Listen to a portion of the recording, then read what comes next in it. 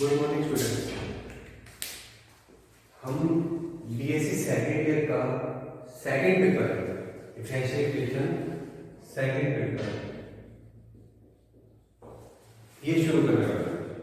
ठीक है, differential equation. अब मैं तो हल्का बताता हूँ 5 यूनिट साढ़े डिफरेंशियल इक्वेशन की, जिसमें से दो बुक्स आएंगी। एक तो आएगी ऑर्डिनरी डिफरेंशियल इक्वेशन और एक आएगी पार्शियल डिफरेंशियल इक्वेशन।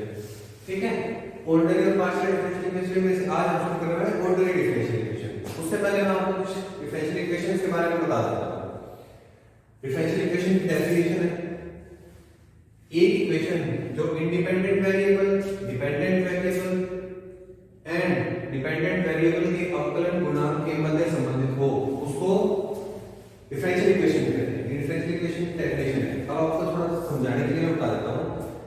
एक इक्वेशन जो इंडिपेंडेंट वेरिएबल x माना जाएगा, डिपेंडेंट वेरिएबल y माना जाएगा, डिपेंडेंट वेरिएबल के अवकलन गुणांक ये पूरा डिपेंडेंट वेरिएबल के अवकलन गुणांक ये हो जाता है जैसे dy upon dx ये माना जाता है। ठीक है, अब ये कुछ डिफरेंशियल इक्वेशंस हैं। ये आगे जैसे जैसे एग्जांपल है कुछ डिफरेंशियल इक्वेशंस के। पहला एग्जांपल आ गया, दूसरा आ गया, तीसरा आ गया।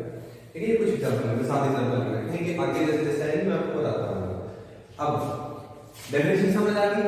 इंडिपेंडेंट वेरिएबल, डिपेंडेंट वेरिएबल और डिपेंडेंट वेरिएबल के अवकलन गुणांक। ठीक है, इनके मध्य जो इक्वेशन संबंधित होती है जैसे ये रहा, इसमें x और इन तीनों में ये इक्वेशन सेम है। अब आपको ये लगता है ये क्या लगा रखा है, ये आगे जैसे आएगा मैं वैसे आपको समझाता हूं। ठीक है, अब मैं आपको इसमें से बता देता हूं कुछ डिफरेंशियल इक्वेशंस के ना टाइप्स होते हैं। Kind of differential equation, types of differential equation दो तरह की होती है। एक होती है ऑर्डिनरी और एक पार्शियल, जो मैं आपको बता के आया हूं। ठीक है, जो बुक्स है पहली तो आती है ऑर्डिनरी और दूसरी आती है पार्शियल। हम शुरू कर रहे हैं वैसे ऑर्डिनरी डिफरेंशियल इक्वेशन। बस ये तो मैं आपको समझाने के लिए बता रहा हूं कि ऑर्डिनरी और differential kind of differential equation लिख सकते हैं ना, काइंड ऑफ डिफरेंशियल इक्वेशन ये दो। ठीक है, ऑर्डिनरी और पार्शियल दो तरह के होते हैं। जिसमें अब ऑर्डिनरी में क्या होता है और पार्शियल में क्या होता है, इसमें स्वतंत्र चर कितने होते हैं। ऑर्डिनरी डिफरेंशियल इक्वेशन में ना स्वतंत्र चर किसको बोलते हैं, इंडिपेंडेंट वेरिएबल। इंडिपेंडेंट वेरिएबल कितने होते हैं, एक। इसके अंदर एक इंडिपेंडेंट वेरिएबल। ठीक है, पार्शियल के अंदर इंडिपेंडेंट वेरिएबल कितने होते हैं, दो या दो से अधिक, दो या दो से अधिक बार डिपेंडेंट वेरिएबल इंडिपेंडेंट वेरिएबल हो जाएगी। स्वतंत्र चर इंडिपेंडेंट वेरिएबल होता है ये। ठीक है, वो हो जाती है पार्शियल डिफरेंशियल इक्वेशन। ठीक है, अब ये 7 एग्जांपल लिख लो। इसमें कितने इंडिपेंडेंट वेरिएबल हैं, एक। ये रहा x दिख रहा है, क्योंकि y तो इंडिपेंडेंट वेरिएबल हो गया, dy ऊपर आ गया ना, कुछ अंदाजा लगा लेना। इसलिए dy ऊपर आ गया तो ये dy upon dx लिखा जाता है। अब जैसे आप लिखते हो dy upon dx, ये अब आप कई जगह ना अकेला dx लिखा होता है, इसका वैसे कोई मतलब नहीं होता अकेला dx लिखने का। यहाँ पर अगर ये जहां लिखा होता है उसका मतलब ये होता है dx upon dy, ये मतलब होता है इसका। बस इसको अकेला हम ऐसे लिख देते हैं dx है, इसका अकेला मतलब नहीं होता। बस ये इस तरह से वो लिया जाता है, लिख तो ऐसे देते हैं, होता ही है। ठीक है,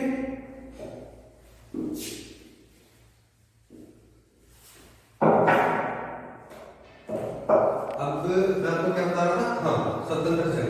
इसके अंदर एक स्वतंत्र है, इसके अंदर एक, क्योंकि जैसे dx और dy लिखा हुआ है, इसको ऐसे कर लो एक होता है। इसके अंदर x और y इक्वेशन है, एक डिपेंडेंट है और एक इंडिपेंडेंट है, क्योंकि dx और dy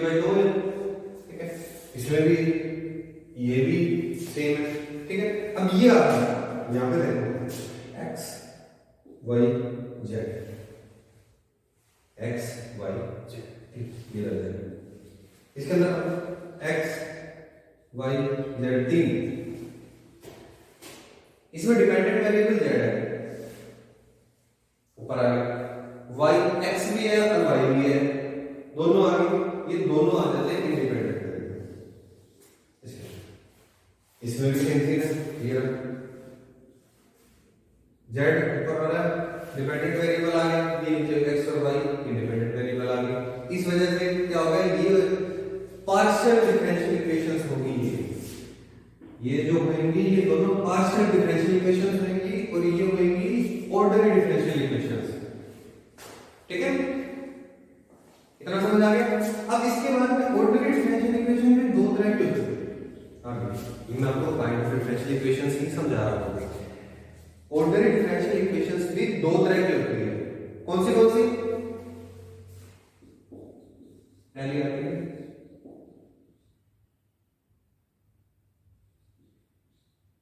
लीनियर, दूसरी आती है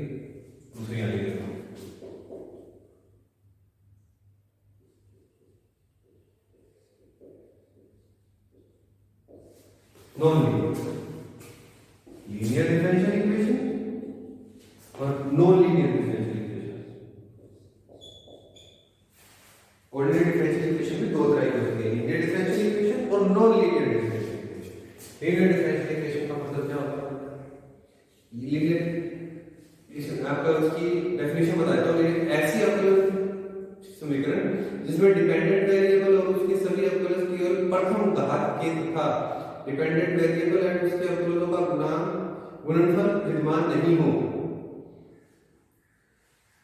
ये मैं आपको समझाता हूं, जैसे dy upon dx plus y is equal to ax। ये होती है लीनियर डिफरेंशियल इक्वेशन। अब मैं इसका डेफिनेशन तो आपको समझ नहीं आएगी, जो मैंने बोली मैं आपको ऐसा बताया था क्या होता है। लीनियर डिफरेंशियल इक्वेशंस के अंदर ना एक तो ये प्रथम घात का होता है, ठीक है, dy अपॉन dx ही होएगा, जैसे अभी होता है d square y upon dx square, ये नहीं होगा। इसके साथ होएगा dy अपॉन dx ये 3 से बड़ी होगी, x से y से और dy अपॉन dx से, ये जिन 3 से बड़ी होगी। और y और नीचे से यहां पे अगर y आ गया ना, इसके साथ मल्टीप्लाई हो गया तो ये लीनियर है, ठीक है। ये y में अकेले अकेले होगी। हां, ऐसे होता है, x स्क्वायर हो सकता है, कुछ और भी हो सकता है, यहां पे x स्क्वायर गुणा मल्टीप्लाई होता है, ये हो सकता है, यहां पे भी हो सकता है, पर y और x यहां पे इसके साथ मिले हुए हैं, लीनियर डिफरेंशियल इक्वेशंस हो जाते हैं। जैसे जैसे करेंगे वैसे वैसे आगे समझ आता है। मैं एग्जांपल दे दूंगा आपको लीनियर डिफरेंशियल इक्वेशन की, जो लीनियर में देखो लीनियर होगी, ठीक है।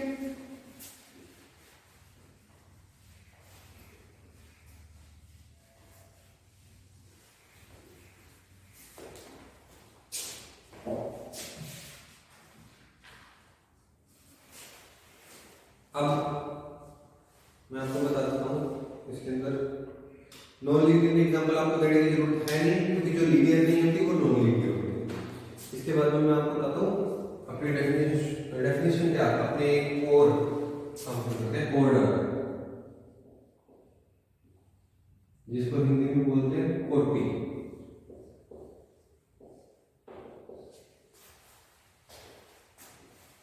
कोई भी डिफरेंशियल इक्वेशन है उसकी एक कोटि होती है, ठीक है, और एक होती है डिग्री,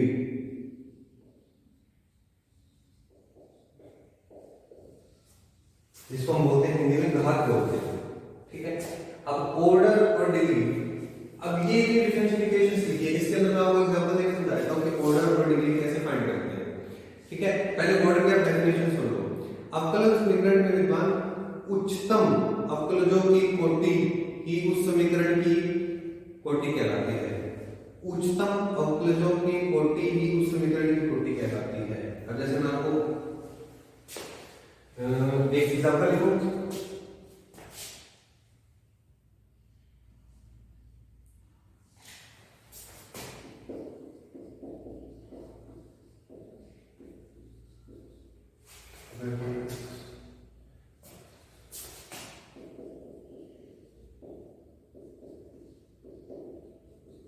ऐसा है, ये एक डिफरेंशियल इक्वेशन है, ठीक है। इसका ऑर्डर फाइंड करना है। ऑर्डर क्या है? ऑर्डर ये देखो आप, ये जो dy/dx है ना, ये इसमें कितनी पावर लगेगी? dy/dx कितने आप प्लस करेंगे? ये एक करा, y का एक बार करा हुआ है, तो अब इसके कोटि कितनी आएगी? एक। अब एक और मैं लिख देता हूं आपको,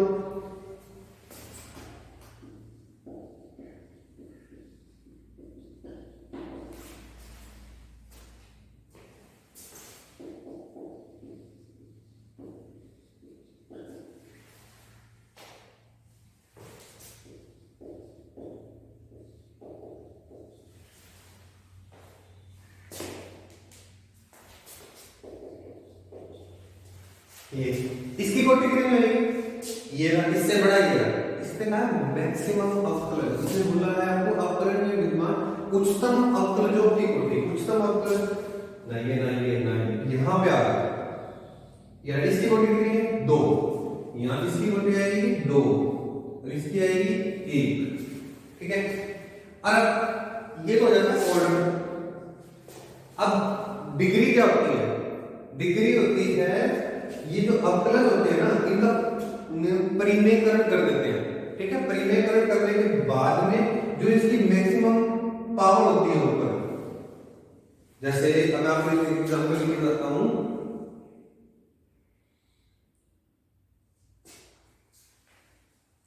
जैसे अब इसी पे यहां जो आ जाए, ये 2 आ जाए, तो इसकी ऑर्डर कितना होगा? 1, क्योंकि dy/dx है, इसलिए ऑर्डर 1 आ गया। अच्छी डिग्री कितनी आएगी? डिग्री आएगी इसकी 2, क्योंकि dy/dx पावर कितनी है? 2, तो डिग्री 2 आ जाएगी, ठीक है। जो मैक्सिमम, जो उच्चतम कोटि होती है ना, वो उच्चतम अवकलन गुणांक होता है, उसकी पावर वो आ जाती है डिग्री, इसको घात बोलते हैं। और ऑर्डर क्या होता है? जितनी बार उसका अवकलन, जितना वो उच्चतम है, वो आ जाता है ऑर्डर में। अब ये मैं एग्जांपल के थ्रू आपको अच्छे से समझ आ जाएगा। ये एग्जांपल में इनके थ्रू आपको बताता हूं क्या। जैसे ये जो एग्जांपल लिखे होंगे हैं उनको करते हैं।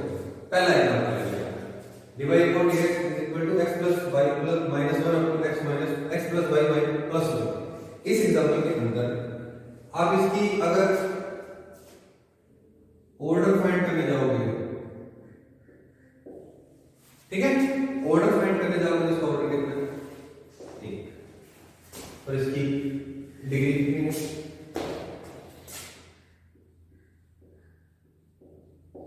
1, क्योंकि dy/dx की पावर कितनी है? 1 डिग्री इसकी। एग्जांपल 2, इसके अंदर इसका ऑर्डर कितना है? 1, इसकी डिग्री कितनी है? 1। ये तो ऑर्डर हो गया, ये डिग्री हो गई। एग्जांपल नंबर 3, इसमें इसका ऑर्डर कितना है? अब इसका परिमेयकरण मत करना चले जाना, ये रूल लगा हुआ है, क्योंकि इसके अंदर जो गुणांक होते हैं ना, अवकलन गुणांक होते हैं, उनका परिमेयकरण करना होता है। कहीं पे ये पावर हटाने लग जाओगे, जैसे यहाँ पे स्केयर लगा दो, ऐसा मत करना, ऐसा मत करना। dy/dx का होल स्क्वायर, ये से रूट हटा दिया, ये करने में चले जाना, ये गलत हो जाएगा। x y की पावर कैसे भी पड़ी रहेगी, इनकी पावर का परिमेयकरण करना है, ठीक है। आगे और एग्जांपल आता है तब बताता हूं आपको। तो इसकी क्वांटिटी कितनी है? इसका ऑर्डर है 1 और डिग्री है 1, ठीक है। एग्जांपल नंबर 4 ये है। अब जिसकी पावर का परिमेयकरण हमको करना पड़ेगा। एग्जांपल नंबर 4, अब ये क्या है? इसकी पावर को आप उठा के लेके जाओगे इधर, ठीक है। यहाँ पावर अजीब सी है, आपको बटे में देख लिया 3/2। इसकी पावर को यहां से हटा दो, इधर यूं लगा दो, दोनों तरफ स्क्वायर कर दो, दोनों तरफ स्क्वायर कर दो। अब हो गया। अब इसकी ऑर्डर कितना है? ऑर्डर इसका d स्क्वायर y = dx है, ऑर्डर इसका 2, क्वांटिटी कितनी होगी? सॉरी, क्वांटिटी 2 होगी और डिग्री घात कितनी होगी? वो भी 2, ठीक है। ऑर्डर भी 2 और डिग्री भी 2। इसका ऑर्डर का परिमेयकरण करने की जरूरत है नहीं। इसका ऑर्डर 3 और डिग्री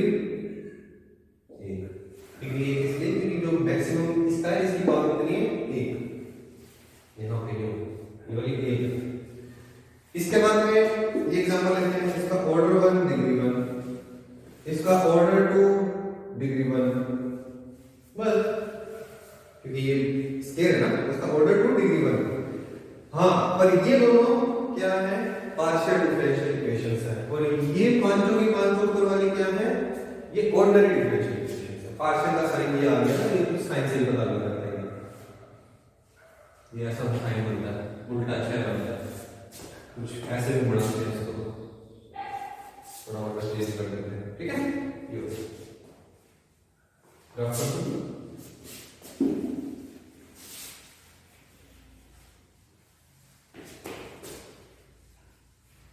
चलो उनको देखते हैं कैसे हम करते हैं। इसके बाद में हम करते हैं डिफरेंशियल इक्वेशंस का सॉल्यूशन कैसे निकाला जाता है। हम ऑर्डिनरी डिफरेंशियल इक्वेशन शुरू करने जा रहे हैं। तो मैंने आपको एक डेफिनेशन दी थी, बताया था कि डिफरेंशियल इक्वेशन होता क्या है, डिफरेंशियल इक्वेशन कैसे पता लगती है, क्या चीज है, इसकी ऑर्डर क्या होती है, इसकी डिग्री क्या होता है, इतना होता है, ठीक है। छोटे क्वेश्चन होते हैं उसमें ऑर्डर डिग्री पूछ ली जाती है, एक नंबर वाले क्वेश्चन। उसके बाद में हम शुरू करते हैं सॉल्यूशन ऑफ डिफरेंशियल इक्वेशन।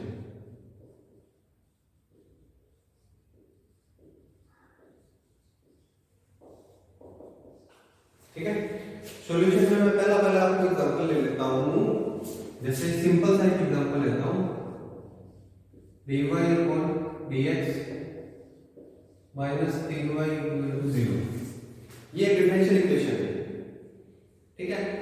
इसका हमें करना है सॉल्यूशन। इसका सॉल्यूशन करने के लिए हम क्या करेंगे, इसका सॉल्यूशन और करके देखते हैं।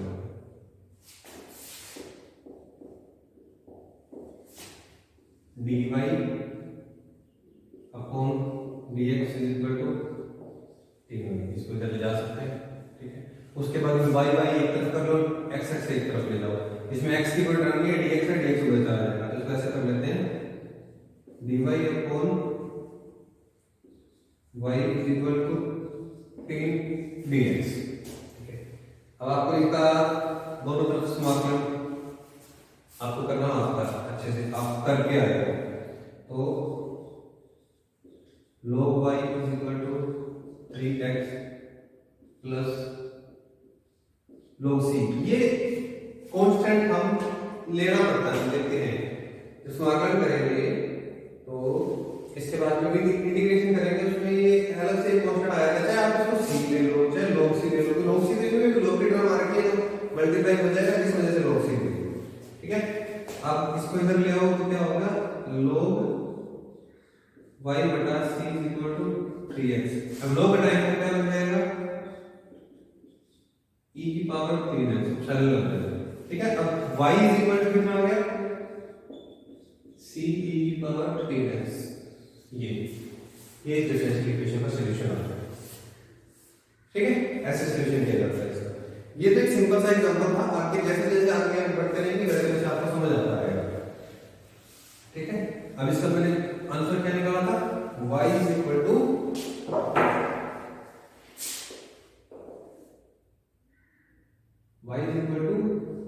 c की पावर 3x, ये इसका सॉल्यूशन आता है, इस डिफरेंशियल इक्वेशन का ये सॉल्यूशन है, ठीक है।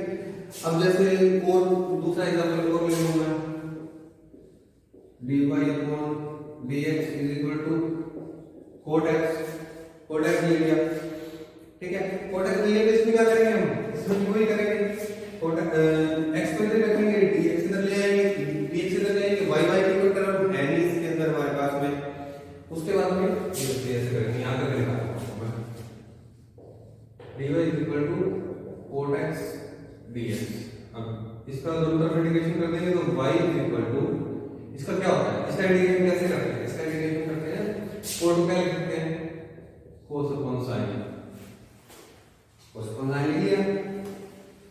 अब इसका लिख देते हैं log sin x, इसका फॉर्मूला होता है, ये फॉर्मूले आपको याद भी होंगे और अगर नहीं याद तो याद करने पड़ेंगे, ठीक है। log sin x plus c, ये तो सॉल्यूशन हो गया। अब इसको चाहे कैसे मॉडिफाई कर दो, ठीक है। इसके बाद में इक्वेशन सोल्व, इसका सॉल्यूशन हमने क्या लिखा, y इज इक्वल टू लो sin x प्लस, ये इस इक्वेशन का ये सॉल्यूशन, इसी कांस्टेंट में एक एक्स्ट्रा ले लिया, ठीक है। उसके बाद में ये इक्वेशन सोल्व करके दिखाता हूं। जैसे तीसरी एग्जांपल है,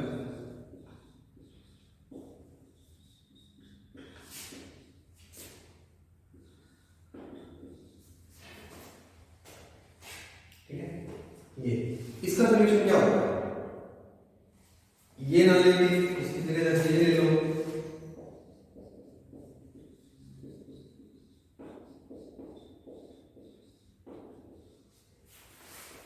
इसका सॉल्यूशन क्या होता है, इसका सॉल्यूशन होता है y इक्वल टू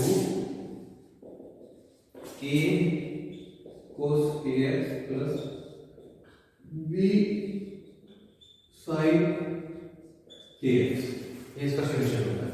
ये मैं आपको करके बता दूंगा कैसे होता है, बाद में आगे जैसे आएगा वैसे ये इसका सॉल्यूशन होता है, ठीक है। इस इक्वेशन का मान लो चाहिए, यहां पे k की वैल्यू 1 पुट कर दो, ये 1 का स्क्वायर, इस वजह से वहां पे k की वैल्यू 1 पुट कर दो, इसका आ जाएगा, इसका तो ये है ही है, जो k की वैल्यू पुट करके वो करना पड़ेगा, ठीक है। अब एक होती है इनिशियल वैल्यू प्रॉब्लम, एक होती है बाउंड्री वैल्यू प्रॉब्लम। जैसे हल होते हैं ना, जैसे सॉल्यूशंस ऑफ डिफरेंशियल इक्वेशंस है, वो किस तरीके का हल है हमने ये निकाला। एक पहला होता है जनरल सॉल्यूशन, इसको हिंदी के अंदर बोलते हैं व्यापक हल।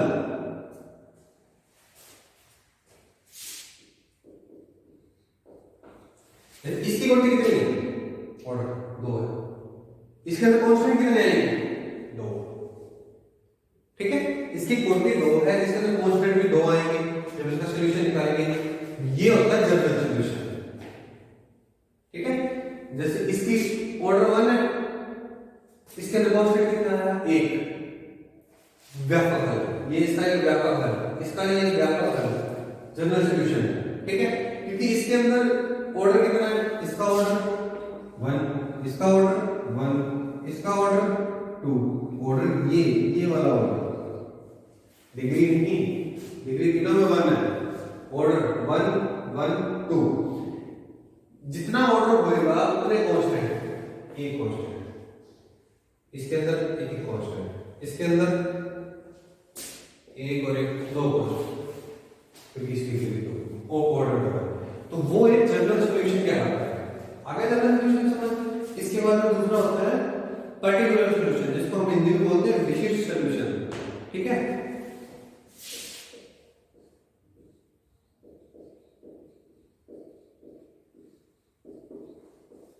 इसको हम हिंदी में बोलते हैं विशिष्ट सॉल्यूशन।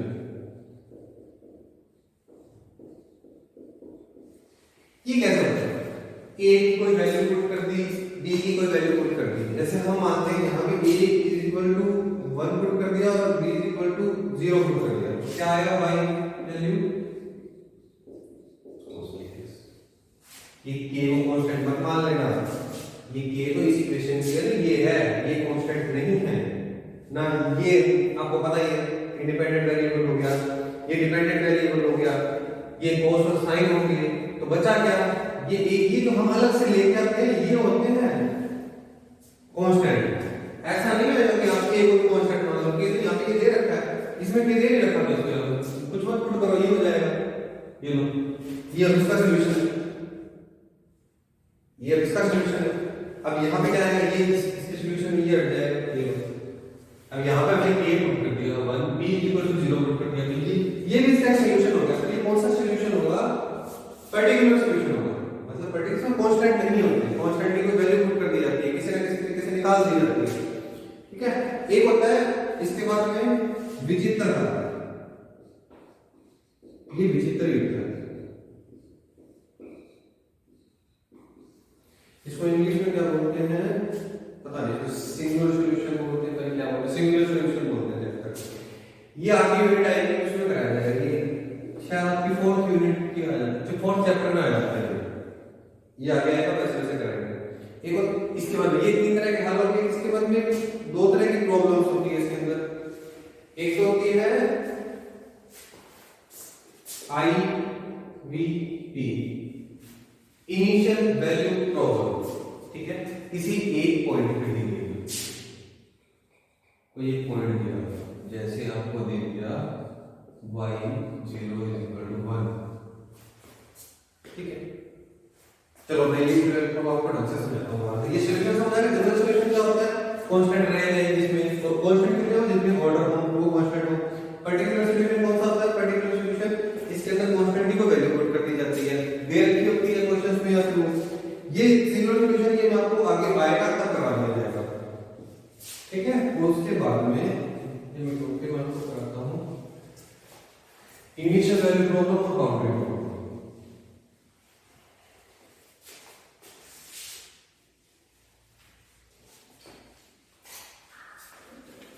ठीक है।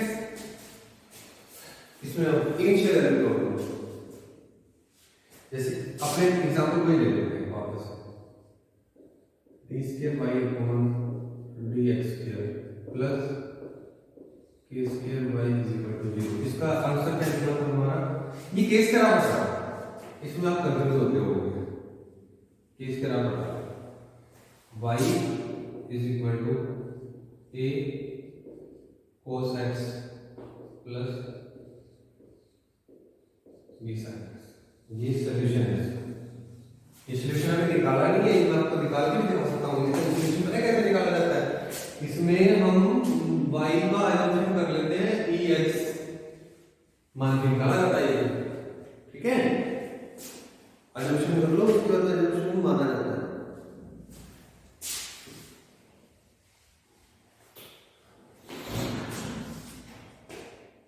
ठीक है। अब इसके अंदर इनिशियल वैल्यू प्रॉब्लम क्या होता है, मैं आपको पहले बताता हूँ। आई वी पी, इसको बोलते हैं initial value problem. Initial value problem के अंदर हमको क्या होता है कि पॉइंट दिया होता है, जैसे y 0 1 ये दे देते हैं, इसका एक सॉल्यूशन निकल गया। ये हमको क्वेश्चंस के अंदर वैल्यू इनिशियल वैल्यू दे दी, लेकिन इसका मतलब क्या है, एक पॉइंट है, मतलब x की वैल्यू अगर आप 0 रखोगे तो y 1 आएगा, ठीक है। अब यहाँ पे x की वैल्यू 0 पुट करो, इसमें ये problem y = a cos 0 plus b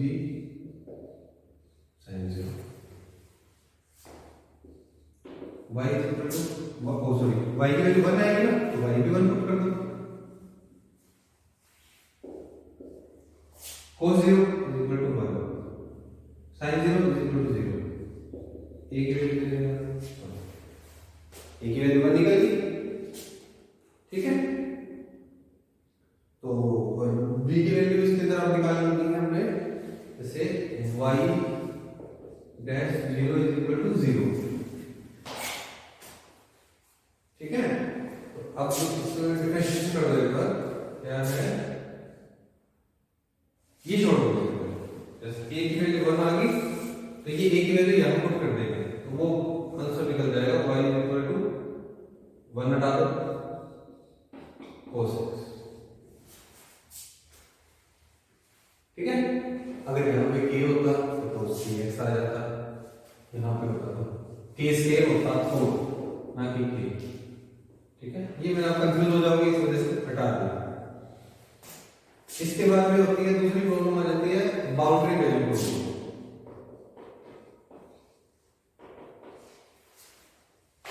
boundary value problem के अंदर क्या होता है, एक पॉइंट नहीं दिया होता, जैसे यहाँ पे एक पॉइंट दिया था, उसको कई पॉइंट दिए होते हैं, जैसे y 0 = 1 और y π/2k = 0 ऐसे देखो वैल्यू कितनी 1, हाँ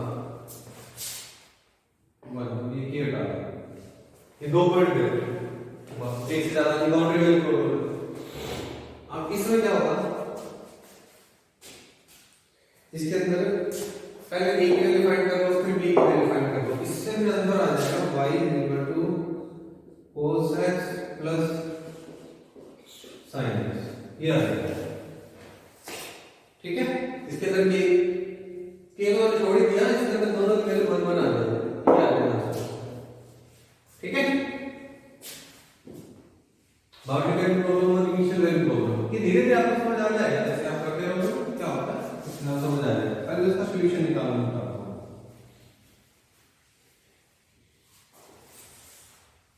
डिफरेंशियल इक्वेशन है। अब इससे आप ये देख रहे हैं बार बार कि ये सोल्यूशन कैसे आ रहा है, a cos x b sin x, ये सोल्यूशन कैसे निकालना है। अब जैसे मैं ना इस सोल्यूशन के लिए क्या करता हूँ, अज्यूम करते हैं इसका सोल्यूशन निकालने का।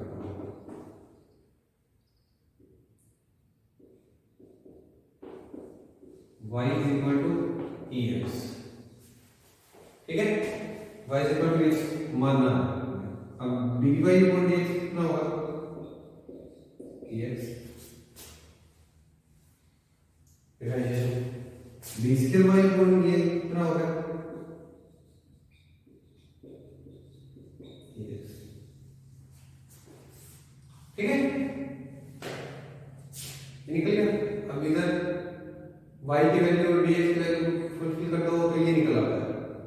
अरे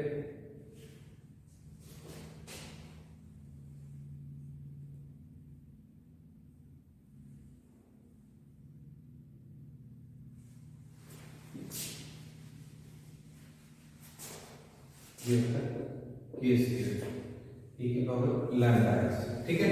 अब dy अपॉन dx कितना आएगा, लैम्डा e की पावर लैम्डा, और फिर उसके बाद में b square y upon dx कितना आएगा, लैम्डा स्क्वायर e की power lambda x।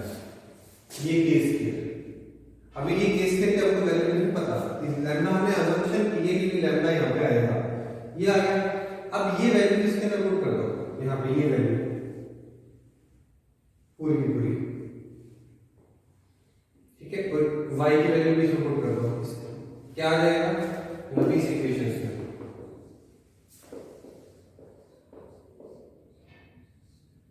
Bye equation first, ये वैल्यू यहां पुट करने से क्या आएगा, लैम्डा स्क्वायर e की power lambda x plus a square, y की वैल्यू ये है e की power lambda x is equal to 0, ठीक है। अब यहां से e की power lambda x lambda square plus k square is equal to 0, ये तो 0 कभी होता ही नहीं होता। इसका डायग्राम बनता है शायद, आई थिंक कैसे बनता है इसका डायग्राम, ये 0 नहीं होता, कुछ भी वैल्यू पुट करना, ठीक है। तो ये 0 होगा, lambda square plus k square is equal to 0, ठीक है। हमको किसकी वैल्यू चाहिए, हमको लैम्डा की वैल्यू चाहिए यहाँ पुट करने के लिए k में, तो लैम्डा क्या आ गया, क्योंकि लैम्डा ये अपने सॉल्यूशन करा था, ये लैम्डा इसमें वैल्यू k की वैल्यू सुनिए, lambda square is equal to minus k square, lambda is equal to plus minus iota k,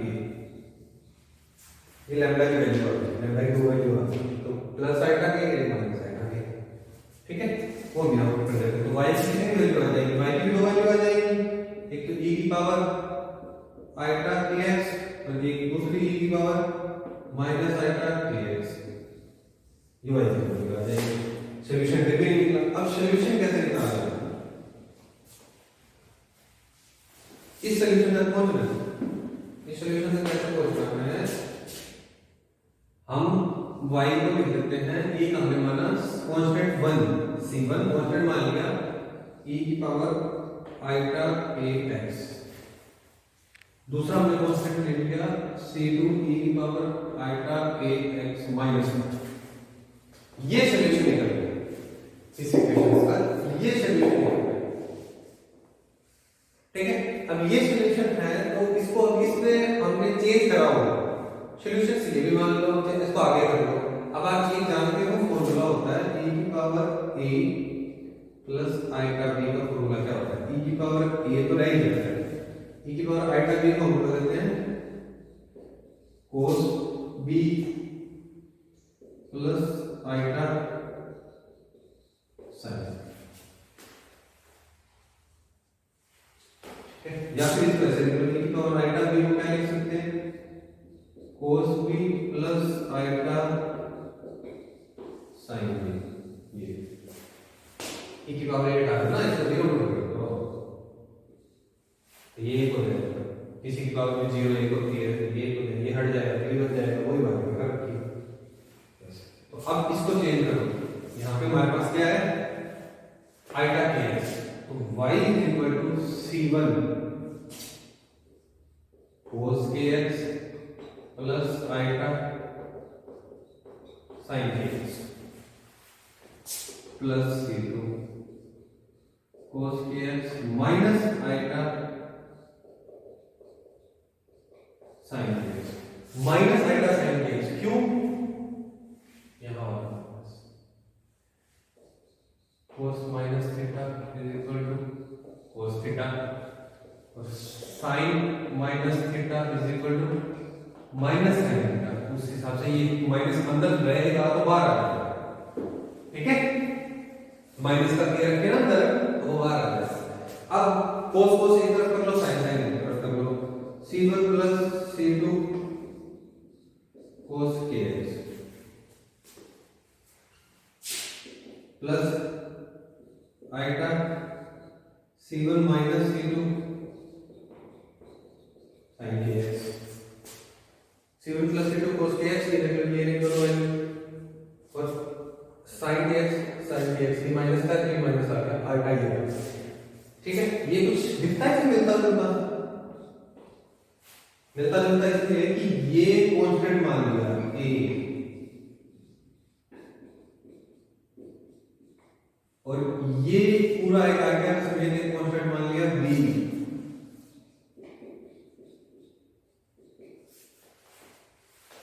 आगे ये इस डिफरेंशियल इक्वेशन का ये सॉल्यूशन है, तो ये आएगा y के बराबर में, ठीक है, ये सॉल्यूशन हो गया इसका, सॉरी दोबारा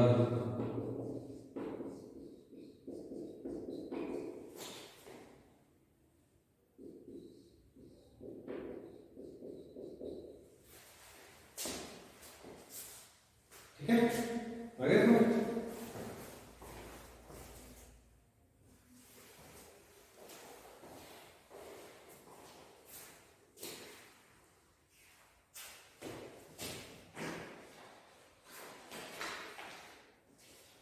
आज के लिए इतना काफी, बाकी अगली क्लास में, ठीक है।